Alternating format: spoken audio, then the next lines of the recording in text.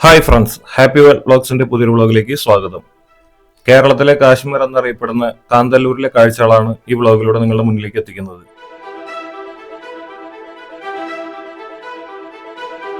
Anakkottappara park. ഇവിടേക്കുള്ള entrance fees 20 രൂപയാണ്. നമ്മൾ അകത്തേക്ക് കയറി ചെല്ലുമ്പോൾ മുനിറയിലേക്കുള്ള വഴി എന്നും പറഞ്ഞൊരു ആരോ മാർക്ക് നമുക്ക് കാണാൻ സാധിക്കും. മുനിയറ ലോകമെമ്പാടുമുള്ള സന്ദർശകരെ ആകർഷിക്കുന്ന ഒരു ചരിത്ര സ്ഥലമാണ്. നമ്മളിങ്ങനെ മുന്നോട്ട് നടന്നു പോകുമ്പോൾ ആ ദൂരത്തായിട്ട് കാണുന്നതാണ് മുനിയറ. ഇത് കാണുന്നതിന് വേണ്ടി ഇവിടെ ഒരുപാട് സന്ദർശകർ എത്തുന്നുണ്ട്. നമ്മളിപ്പോൾ ഈ കാണുന്നതാണ് മുനിയറ എന്ന് പറയുന്നത്. BC 3000 നിയോലിത്തിക് കാലഘട്ടത്തിലെ പുരാതന ഡോൾമെയിൻ സെറ്റാണിത്. ശവകുടീരങ്ങളായോ ശ്മശാന അറകളായോ ഉപയോഗിച്ചിരുന്ന ശിലാഘടനകളാണ് ഡോൾമെയിനുകൾ.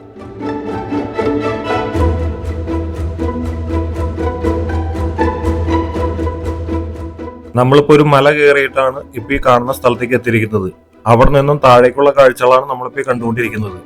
ഈ മലയിലായിട്ട് ഒരു കുരിശും കുറച്ചപ്പുറത്ത് മാറി ഒരു അമ്പലവും നമുക്ക് കാണാൻ സാധിക്കും. ഈ കുരിശും അമ്പലവും വളരെ അടുത്തടുത്താണ് കാണുന്നത്.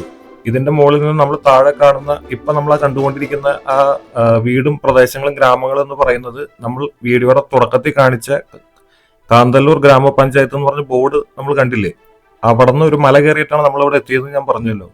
ആ മലയ്ക്ക് താഴെയുള്ള ആ പ്രദേശമാണ് നമ്മളിപ്പോൾ കണ്ടുകൊണ്ടിരിക്കുന്നത്. ഇവിടെ നിന്നുള്ള വ്യൂ എന്ന് പറയുന്നത് വളരെ മനോഹരമാണ്.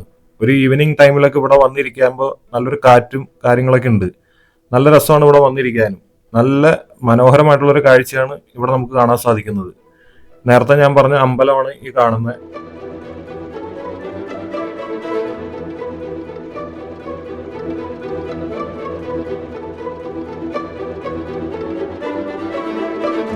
ഈ മലയുടെ ഒരു സൈഡിലായിട്ട് സ്ഥിതി ചെയ്യുന്ന മറ്റൊരു മുനിയറ കാണുന്നതിന് വേണ്ടിയാണ് നമ്മളിപ്പോൾ പോകുന്നത്. ചന്ദന മരങ്ങളാണ് നമ്മൾ അപ്പുറം ഇപ്പുറമായിട്ട് കാണുന്നത്. ഈ മുനിയറ നമ്മൾ നേരത്തെ കണ്ട പോലത്തെ ഒരു മുനിയറയല്ല.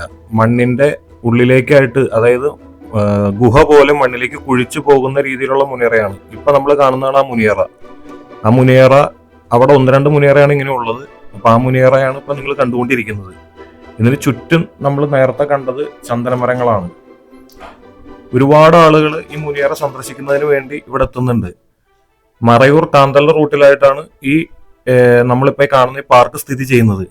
ശരിക്കും നമ്മളെല്ലാവരും ഒരു തവണയെങ്കിലും വന്ന് കണ്ടിരിക്കേണ്ട വളരെ ചരിത്ര പ്രാധാന്യമുള്ളൊരു സ്ഥലമാണ് ഈ പറയുന്ന മുനിയറകൾ.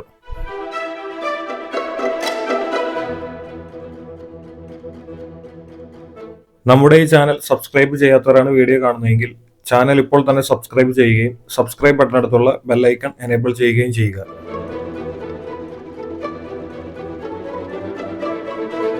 അശോകവനം ആപ്പിൾ വാലി റിസോർട്ടിലാണ് ഞാൻ താമസിച്ചത്. ആ റിസോർട്ടിലുള്ള ഒരു ഏർമാടമാണ് നമ്മളിപ്പോൾ ഈ കാണുന്നത്. ഈ മരത്തുമ്മയാണ് ഏർമാടം സ്ഥിതി ചെയ്യുന്നത്. മലകളുടെ സൈഡിലായിട്ടാണ് ഈ റിസോർട്ട് സ്ഥിതി ചെയ്യുന്നത്. ഈ ഏർമാടത്തിന്റെ സൈഡിലായിട്ട് ബ്ലൂബെറി കൃഷി ചെയ്യുന്നുണ്ട്. നമുക്കപ്പോൾ ബ്ലൂബെറി തോട്ടത്തിലേക്ക് പോവാം. ഇതാണ് ബ്ലൂബെറി തോട്ടം. ഇവിടത്തെ ബ്ലൂബെറി പറിച്ച് കഴിക്കണമെന്ന് താല്പര്യം ഉണ്ടെങ്കിൽ അതിരാവിലെ തന്നെ വന്ന് നോക്കിയാലേ നമുക്ക് ബ്ലൂബെറി കിട്ടുള്ളൂ. കാരണം നല്ല പഴുത്ത് നിൽക്കുന്ന ബ്ലൂബെറികൾ കിളികൾ വന്ന് കൊത്തി തിന്നും. അപ്പൊ അതിനു മുന്നേ വന്നാൽ മാത്രമേ നമുക്ക് ബ്ലൂബെറി പറിക്കാൻ പറ്റുള്ളൂ. അപ്പൊ ഞാൻ രാവിലെ തന്നെ ബ്ലൂബെറി കഴിക്കാൻ വേണ്ടിയാണ് നേരത്തെ വന്നിരിക്കുന്നത്. ഈ കാണുന്ന ബ്ലാക്ക് കളറിലുള്ള ബ്ലൂബെറിയാണ് ശരിക്കും മൂത്ത് പഴുത്തിരിക്കുന്നത്.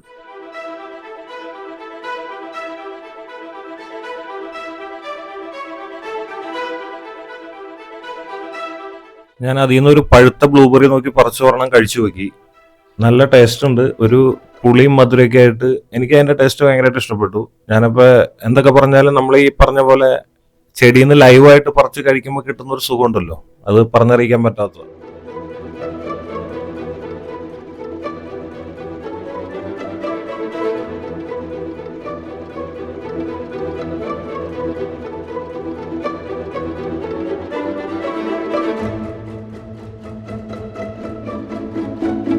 നമ്മളിപ്പോൾ ഈ കാണുന്നത് തക്കാളിയാണ്. അതിൽ ആ ചുമന്ന് നിൽക്കുന്നത് അതിൽ മൂത്ത് പഴുത്തൊരു തക്കാളിയാണ്. നമ്മൾ സ്ഥിരം നാട്ടിലൊക്കെ കാണുന്ന പോലത്തെ വലിയ തക്കാളിയല്ല, ഇത് ചെറിയ ഇനം തക്കാളിയാണ്.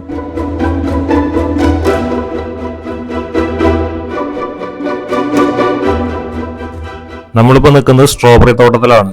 സ്ട്രോബെറികളാണ് ഈ വരിയായിട്ട് കൃഷി ചെയ്യുന്നത്. ഇവിടെ സ്ട്രോബെറികൾ ഉണ്ടായി കിടക്കുന്നുണ്ട്.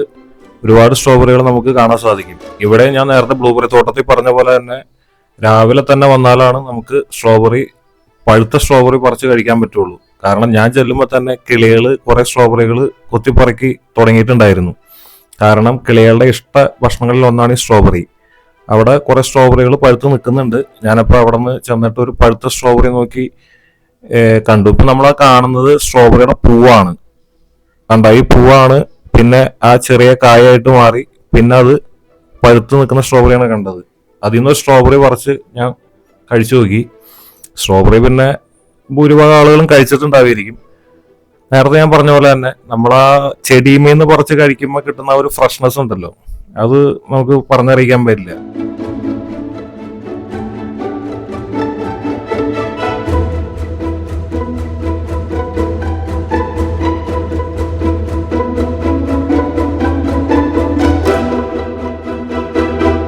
നമ്മളിനി സ്ട്രോബെറി തോട്ടത്തിൽ നിന്ന് താഴേക്ക് ഇറങ്ങിച്ചെല്ലാണ് റിസോർട്ടിന്റെ അവിടേക്കാണ് നമ്മളിപ്പോൾ നടന്നു പോയിക്കൊണ്ടിരിക്കുന്നത്. നമ്മളിവിടുന്ന് ലെഫ്റ്റ് തിരിഞ്ഞ് കുറച്ച് സെൻട്രലിലേക്ക് പോകുമ്പോൾ ഈ കാണുന്നതെല്ലാം റിസോർട്ടിന്റെ ഏരിയകളാണ്. നമ്മളിപ്പോൾ ഇവിടെ കാണുന്നത് ഈ റിസോർട്ടിന്റെ സെൻട്രലിൽ നിന്നിട്ടുള്ള ഒരു കാഴ്ചയാണ് നമ്മളിപ്പോൾ ഈ കണ്ടുകൊണ്ടിരിക്കുന്നത്. ഈ റിസോർട്ടിൽ കുറേ ചെടികൾ നട്ടുപിടിപ്പിച്ചിട്ടുണ്ട്. നമുക്കിപ്പോൾ കാണാൻ സാധിക്കും പൂക്കളൊക്കെ ഉണ്ടായി നിൽക്കുന്നത്. റോസ അതുപോലെ തന്നെ ഒരുപാട് ചെടികൾ പൂവുണ്ടായി നിൽക്കുന്നുണ്ട്.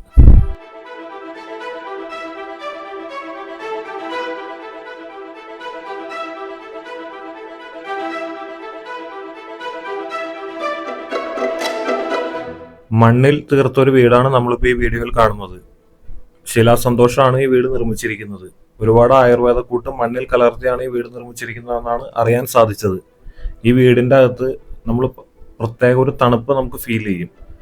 പുറത്തെ നമ്മൾ താമസിച്ച രീതികളിൽ നിന്നും ഒരു വ്യത്യസ്തമായിട്ടൊരു അനുഭവമാണ് ഈ വീടിൻ്റെ അകത്ത് താമസിക്കാൻ നമുക്ക് കിട്ടുന്നത്. ഈ വീടിൻ്റെ ഒരു വശത്തായിട്ട് ആലേഖനം ചെയ്തിരിക്കുന്ന ശ്രീരാമന്റെയും സീതയുടെയും ഹനുമാന്റെയും എല്ലാം പടങ്ങൾ അതിൽ ആ ഒരു സൈഡിലായിട്ട് കൊത്തിവെച്ചിട്ടുണ്ട്. അതാണ് നമ്മളിപ്പോൾ വീഡിയോയിൽ കണ്ടുകൊണ്ടിരിക്കുന്നത്.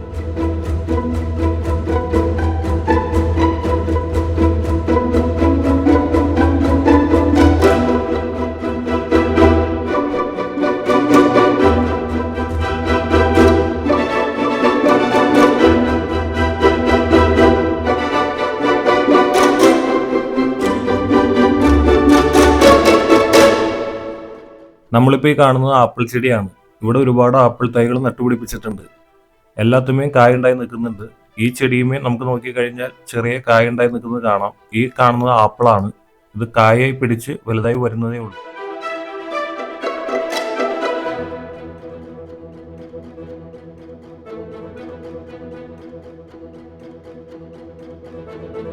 താഴത്തേക്ക് ഈ വഴിയിലൂടെ ഇറങ്ങിപ്പോയി കഴിഞ്ഞാൽ അവിടെ കാടാണ്. കാട്ടിലൂടെയൊക്കെ നടക്കാനും യാത്ര ചെയ്യാനൊക്കെ ആഗ്രഹിക്കുന്ന ആളുകൾക്ക് ഈ വഴിയിലൂടെ പോകാവുന്നതാണ്.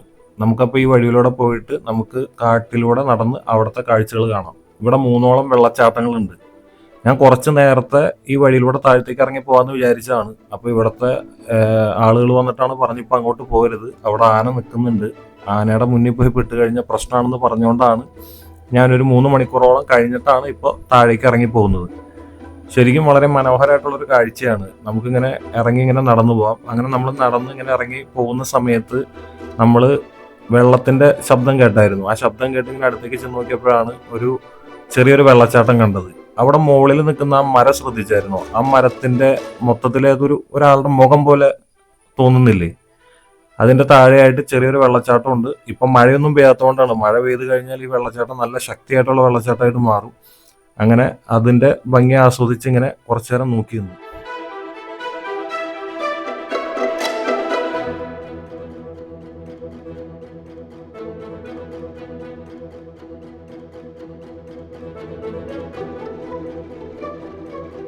ഒരു മലയുടെ സൈഡിലൂടെയാണ് നമ്മളിപ്പോൾ ഈ നടന്നു പോയിക്കൊണ്ടിരിക്കുന്നത്. നമ്മൾ പോകുന്ന വഴിയിലൂടെ ജീപ്പിന് പോകാവുന്ന രീതിയിലുള്ള ഒരു വഴി ഇവിടെ ഓൾറെഡി ഉണ്ടാക്കിയിട്ടുണ്ട്. അപ്പൊ നമ്മളിങ്ങനെ നടന്നു പോകുന്ന സമയത്ത് നമ്മൾ കണ്ട ഒരു മരം കൊണ്ട് ഉണ്ടാക്കിയ ചെറിയൊരു പാലൊന്നും പറയാൻ പറ്റില്ല, ജീപ്പ് ഒന്ന് ജസ്റ്റ് കടന്നു പോകുന്ന രീതിയിൽ ഉണ്ടാക്കിയിരിക്കുന്നതാണ്. അപ്പൊ അതിന്റെ അടിയിലൂടെ വെള്ളം കടന്നു പോകുന്നതാണ് നമ്മളിപ്പോൾ ഈ കാണുന്നത്. നമ്മൾ നേരത്തെ കണ്ട വെള്ളം അവിടെ നിന്ന് ഒഴുകി വരുന്നതാണ്. നമ്മളിവിടെ നടന്നു പോകുമ്പോൾ ഏറ്റവും വലിയൊരു ഫീൽ എന്താണെന്ന് വെച്ച് കഴിഞ്ഞാൽ ഈ വെള്ളം ഒഴുകുന്നതിന്റെ ശബ്ദം ഇങ്ങനെ നമുക്ക് ഇങ്ങനെ കേൾക്കാൻ പറ്റും. അതിങ്ങനെ കേട്ട് ഇങ്ങനെ നടന്നു പോകുന്നതാണ് ഇതിന്റെ ഒരു ഫീൽ. പിന്നെ ചെറിയൊരു തണുപ്പൊക്കെ ഉണ്ട്. ഇവിടെ മൂന്നാർ തണുപ്പില്ലാത്ത സമയത്തും ഇവിടെ തണുപ്പ് ഉണ്ടാവാറുണ്ട്. അങ്ങനെ നമ്മൾ ഈ കാഴ്ചകളൊക്കെ കണ്ട് നമ്മളിങ്ങനെ പയ്യെ മുന്നോട്ട് വീണ്ടും നടക്കാണ്.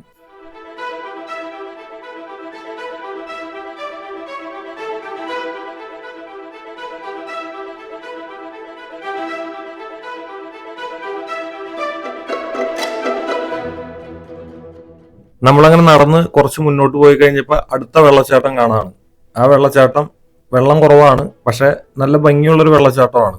ഒരുപാട് പാറകളുടെ ഇടയിൽ കൂടെ ഒക്കെ ഒഴുകി വരുന്നതാണ്. അത്യാവശ്യം ഹൈറ്റിൽ നിന്നാണ് ഈ വെള്ളം വന്നുകൊണ്ടിരിക്കുന്നത്. നമ്മൾ ആ വെള്ളച്ചാട്ടം ഇങ്ങനെ കുറച്ചു നേരം അതിന്റെ ഭംഗി ഇങ്ങനെ നോക്കിയിരുന്നു. അവിടെ ഒരുപാട് ചിത്രശലഭങ്ങളെ കാണാൻ സാധിച്ചു. കുറേ ചിത്രശലഭങ്ങളുണ്ട്, ഇങ്ങനെ അടുപ്പിച്ച് ഇങ്ങനെ പറന്ന് പറന്ന് ഇങ്ങനെ നടക്കുന്നുണ്ടായിരുന്നു. നമ്മളിപ്പോൾ അതിന്റെ അടുത്ത് ചെന്നാലും ഒന്നും അവ പറന്നു പോകാനോ ഒന്നും പോകുന്നൊന്നും ഉണ്ടായിരുന്നില്ല. നമുക്ക് വേണമെങ്കിൽ ആ ചിത്രശലഭങ്ങളെ തൊടാവുന്ന രീതിയിൽ അവ ഇരുന്ന് തന്നെ ഉണ്ടായിരുന്നു. നല്ല ഭംഗിയാണ് ഇവിടുത്തെ കാഴ്ചകൾ കാണാനായിട്ട്. അങ്ങനെ ഞാൻ ആ ചിത്രശലഭത്തിന്റെ അടുത്ത് നിന്ന് എടുത്ത വീഡിയോ ആണ് നിങ്ങളിപ്പോൾ ഈ കാണുന്നത്. കുറേ നേരം നമ്മുടെ ചുറ്റും അതിങ്ങനെ പറന്ന് നടക്കുന്നുണ്ടായിരുന്നു. ആ വെള്ളച്ചാട്ടത്തിന്റെ തന്നെ തൊട്ടടുത്തായിട്ട് കണ്ട വേറൊരു ചെറിയൊരു വെള്ളച്ചാട്ടമാണ് നമ്മൾ ഈ കാണുന്നത്. ഇത് ശരിക്കും ഒരുപാട് വലിയ പാറകളുടെ ഇടയിലായിട്ട് വെള്ളം ഒഴുകി വരുന്നതാണ്. നമുക്ക് അതിന്റെ ഇടയിലേക്കൊക്കെ കയറി പോകാൻ പറ്റുമായിരുന്നു. പിന്നെ ഞാനത് റിസ്ക് ആയതുകൊണ്ട് ഞാൻ അങ്ങനെ അതിന്റെ ഉള്ളിലേക്ക് കയറി പോയില്ല.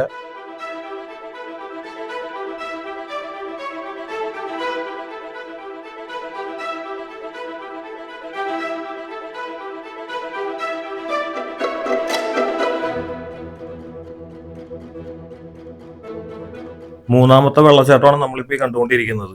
ഇത് അത്യാവശ്യം ഉയരത്തിൽ നിന്ന് താഴേക്ക് വെള്ളം വീഴുന്ന ഒരു വെള്ളച്ചാട്ടമാണ്. വളരെ മനോഹരമായിട്ടുള്ളൊരു വെള്ളച്ചാട്ടമാണത്.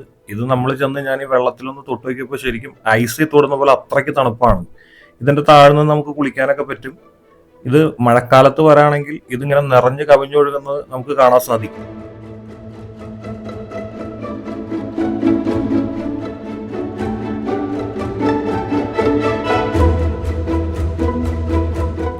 നമ്മളങ്ങനെ പുറത്തേക്ക് ഒന്ന് പോവാണ്. കാന്തല്ലൂർ ജംഗ്ഷനൊക്കെ കണ്ട് നമുക്ക് ശർക്കര ഉണ്ടാക്കുന്ന മറയൂർ ശർക്കര ഫാക്ടറി ഒന്ന് കണ്ടിട്ട് വരാം. അപ്പോൾ നമുക്ക് അങ്ങനെ ഒന്ന് പുറത്തേക്ക് നമ്മൾ അവിടുത്തെ ഒരു സ്റ്റാഫിനെ വിളിച്ചുകൊണ്ട് നമ്മൾ പുറത്തേക്ക് ഒന്ന് പോവാണ്.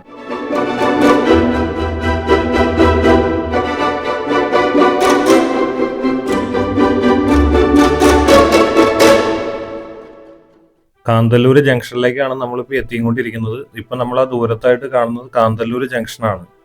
അങ്ങനെ വലിയൊരു ജംഗ്ഷൻ എന്നൊന്നും പറയാനില്ല, ചെറിയൊരു ജംഗ്ഷനാണ്. പക്ഷെ അത്യാവശ്യം നമുക്ക് വേണ്ട എല്ലാ കാര്യങ്ങളും എല്ലാ സാധനങ്ങളും ഇവിടെ നിന്ന് മേടിക്കാൻ സാധിക്കും. ഒരുപാട് ടൂറിസ്റ്റുകൾ എത്തിച്ചേരുന്ന സ്ഥലമാണ് ഈ കാന്തല്ലൂർ ജംഗ്ഷൻ. ഇവിടെ എപ്പോഴും നമുക്ക് കാണാൻ പറ്റുന്ന ജീപ്പുകളാണ്.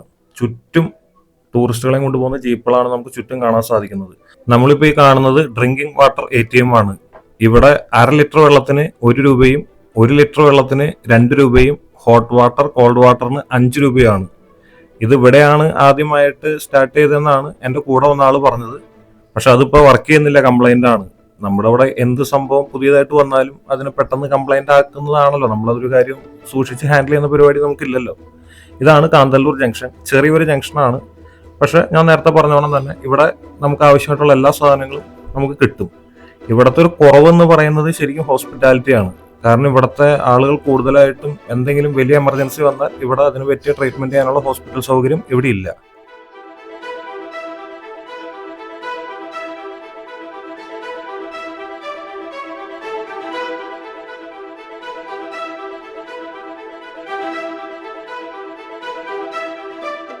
എനിക്ക് മറ്റൊരു കൗതുകം തോന്നിയത് കൂടെ വന്ന ആള് പറഞ്ഞു തന്ന ഈ ടവറിനെ കുറിച്ചുള്ളൊരു അറിവാണ്. അതായത് ഈ ഒരൊറ്റ ടവർ ഇവിടെ ഉള്ളൂ. ഇത് BSNL ജിയോടും കൂടി വെച്ചിരിക്കുന്ന ടവറാണ്.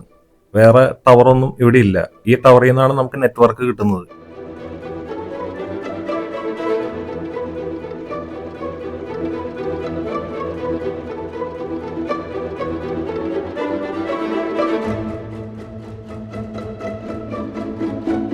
കാന്തല്ലൂർ ഗ്രാമപഞ്ചായത്ത് ഇന്ത്യയിലെ എല്ലാ ഗ്രാമപഞ്ചായത്തുകളെയും മറികടന്ന് best tourism village golden award സ്വന്തമാക്കിയ പഞ്ചായത്താണ് കാന്തല്ലൂർ ഗ്രാമപഞ്ചായത്ത്. ശരിക്കും ഏതൊരു മലയാളിയുടെയും അഭിമാനമാണ് ഈ പഞ്ചായത്ത്. ചെറിയൊരു നേട്ടമല്ല ഈ ഗ്രാമപഞ്ചായത്ത് സ്വന്തമാക്കിയിട്ടുള്ളത്.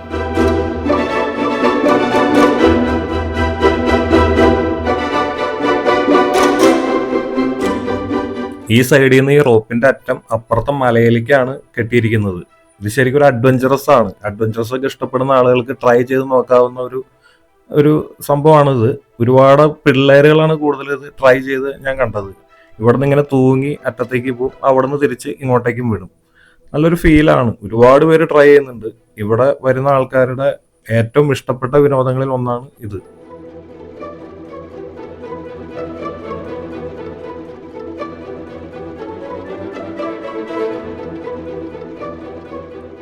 നിങ്ങളിപ്പോൾ ഈ കണ്ടുകൊണ്ടിരിക്കുന്ന സ്ഥലത്തിനൊരു പ്രത്യേകതയുണ്ട്. വേറൊന്നുമല്ല, അത് ഇന്നലെ രാത്രി ഞാൻ വരുന്ന സമയത്ത് ഇവിടെ ആളുകളെല്ലാവരും കൂടി ആനേനെ ഓടിക്കുകയായിരുന്നു. അപ്പൊ ഞാൻ ഇവിടെ നിന്നുകൊണ്ട് തന്നെ ആ ആനേനെ ഓടിക്കുന്ന ഒരു വീഡിയോ എടുത്തായിരുന്നു.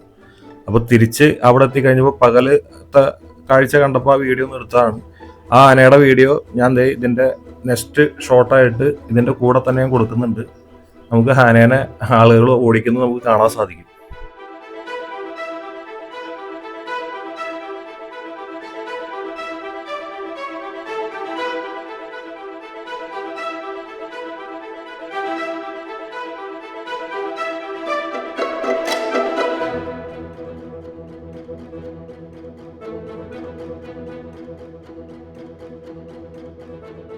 പോകുന്ന വഴിയിലായിട്ട് കണ്ട ഒരു ഗ്രാമമാണ് നമ്മളിപ്പോൾ ഈ കണ്ടുകൊണ്ടിരിക്കുന്നത്. അതിന്റെ അവിടെ നിന്ന് നമ്മൾ മുന്നോട്ട് പോയപ്പോഴേക്കും തൊട്ടടുത്ത് റൈറ്റ് സൈഡിലായിട്ട് കണ്ട ഒരു വെള്ളച്ചാട്ടമാണ് നമ്മളിപ്പോൾ ഈ കാണുന്നത്. നമ്മൾ പോകുന്ന റോഡിനോട് ചേർന്നാണ് ഈ വെള്ളച്ചാട്ടം.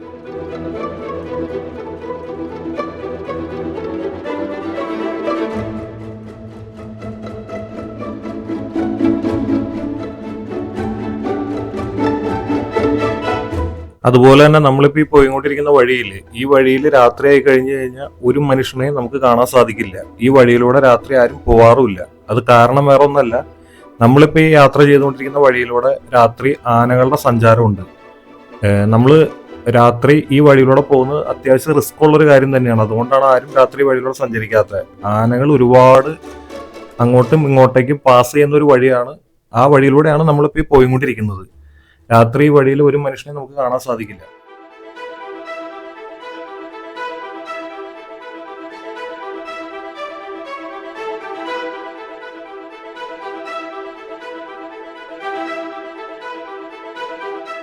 മറയൂർ ശർക്കര ഫാക്ടറി. ഈ ഫാക്ടറികൾക്കകത്ത് കയറിയിട്ട് എങ്ങനെയാണ് ശർക്കര ഉണ്ടാക്കുന്നത് എന്നുള്ളത് നമുക്ക് കാണാം. നമ്മളിപ്പോൾ കണ്ടുകൊണ്ടിരിക്കുന്നത് ശർക്കര ഫാക്ടറിയാണ്. ഈ കാണുന്നതെല്ലാം കരിമ്പ് കൂട്ടിയിട്ടിരിക്കുന്നതാണ്. കരിമ്പുകളാണ് ഈ കാണുന്നത് മുഴുവൻ. ഈ കാണുന്ന വലിയ മെഷീനിൽ കരിമ്പൻ ജ്യൂസ് എടുത്തിട്ടാണ് ശർക്കര ഉണ്ടാക്കുന്ന അവിടേക്ക് എത്തിക്കുകയാണ് ചെയ്യുന്നത്.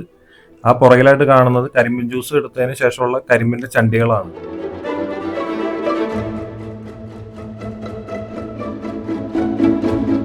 ഇവിടെ ഇപ്പൊ അത്യാവശ്യം നല്ല തിരക്കുണ്ട്. ഇതുപോലെ ഒരുപാട് ശർക്കര ഫാക്ടറികളുണ്ട് നമ്മൾ പോകുന്ന വഴിക്ക്. എല്ലായിടത്തും നോക്കിയാലും നല്ല തിരക്ക് തന്നെയായിരിക്കും. ഇവിടെ എത്തുന്ന എല്ലാവരും ഫാമിലി ആയിട്ട് വരുന്നവരും അല്ലാതെ വരുന്നവരും എല്ലാവരും തന്നെ ഈ ശർക്കര ഫാക്ടറികൾ സന്ദർശിക്കാതെ ഇവിടെ നിന്ന് പോകാറില്ല.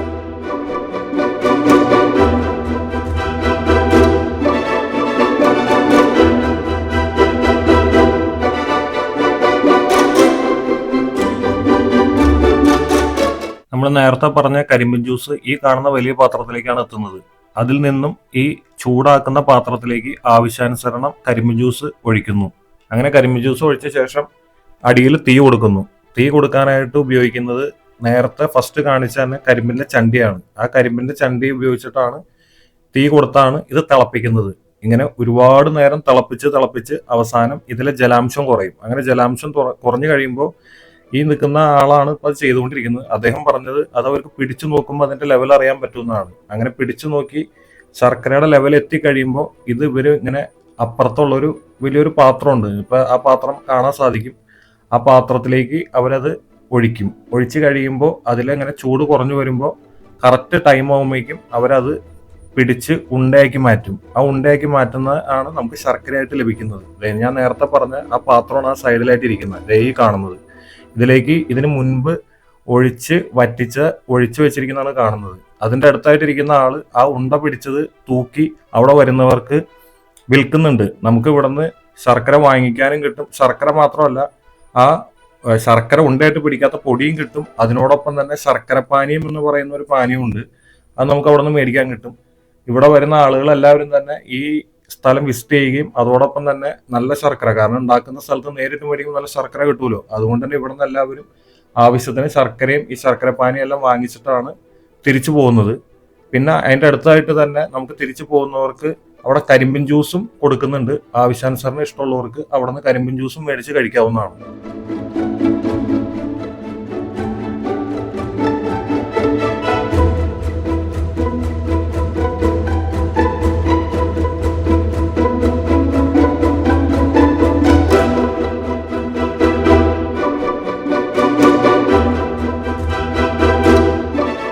നമ്മൾ അവിടെ എത്തിച്ചേർന്ന സമയത്താണ് കാന്തല്ലൂർ ഫെസ്റ്റിവൽ നടന്നത്. അപ്പോൾ നമ്മൾ കാന്തല്ലൂർ ഫെസ്റ്റിവലിലെ കാഴ്ചകളാണ് ഇനി നിങ്ങളുടെ മുന്നിലേക്ക് ഞാൻ എത്തിക്കാൻ പോകുന്നത്. അവിടുത്തെ ഗ്രാമപഞ്ചായത്തും പ്രമുഖരെല്ലാം കൂടി അസോസിയേറ്റ് ചെയ്തിട്ട് അവിടെ നടത്തിയ വളരെ വർണ്ണാഭമായിട്ടുള്ള ഒരു ഇവന്റ് ആയിരുന്നു കാന്തല്ലൂർ ഫെസ്റ്റ്. അവിടെ എത്തുന്ന ടൂറിസ്റ്റുകൾക്ക് എൻജോയ് ചെയ്യാവുന്ന രീതിയിലും ടൂറിസ്റ്റുകളെയും കൂടി ആകർഷിക്കുന്ന രീതിയിലാണ് ഈ കാന്തല്ലൂർ ഫെസ്റ്റ് അവിടെ അണിയിച്ചൊരുക്കിയത്.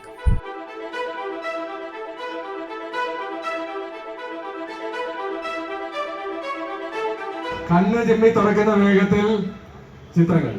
അതിൽ നിങ്ങൾക്ക് ഇഷ്ടമുള്ള വിജയ് ഉണ്ടാവും, ലിയോ ദാസായി വിജയ്, അതുപോലെ ടൈഗർ മുത്തുവേൽ പാണ്ഡ്യനായി രജനികാന്ത്. ചില ചിത്രങ്ങളൊക്കെ ജീവൻ വെച്ച് ഇങ്ങോട്ട് വരും. അപ്പോൾ ഈ ദൃശ്യവിസ്മയത്തിനായി നിങ്ങൾ ഇന്ന് വരെ കണ്ടിട്ടില്ലാത്ത തരത്തിലുള്ള ഒരു സ്റ്റേജ് പ്രോഗ്രാമാണ് ജി ഷോ എന്ന പ്രോഗ്രാം. 24ഓളം രാജ്യങ്ങളിൽ നമ്മൾ ഇത് അവതരിപ്പിച്ചിട്ടുണ്ട്.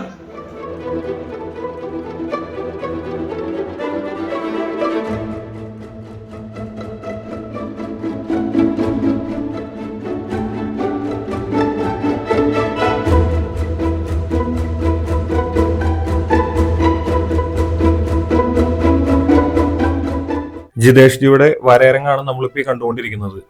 കാന്തല്ലൂർ ഫെസ്റ്റിവലിനോടനുബന്ധിച്ച് നടത്തിയ ഈ വരയരങ്ങിൽ വളരെ ചുരുങ്ങിയ സമയം കൊണ്ടാണ് നമുക്ക് പരിചിതമായിട്ടുള്ള VS അച്യുതാനന്ദൻ, ജവഹർലാൽ നെഹ്റു, രജനികാന്ത്, ഇങ്ങനെ നമുക്ക് പരിചിതമായിട്ടുള്ള ഒരുപാട് പേരുടെ കാർട്ടൂൺ ചിത്രങ്ങൾ വളരെ ചെറിയ സമയം കൊണ്ടാണ് അദ്ദേഹം സ്റ്റേജിൽ വരച്ചത്.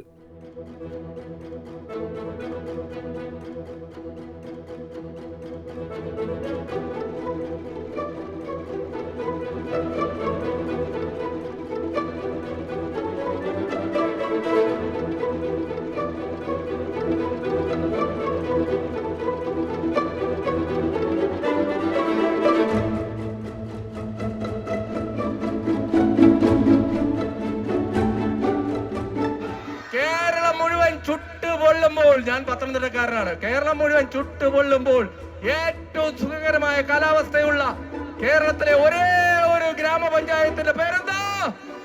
കാന്തല്ലൂർ. അപ്പൊ കാന്തല്ലൂരിന്റെ പഞ്ചായത്ത് പ്രസിഡന്റ് ശ്രീ PT മോഹൻദാസും അദ്ദേഹം ഉൾപ്പെടെ 13 പഞ്ചായത്ത് മെമ്പർമാരുമാണ് ഇവിടെ ഉള്ളത്.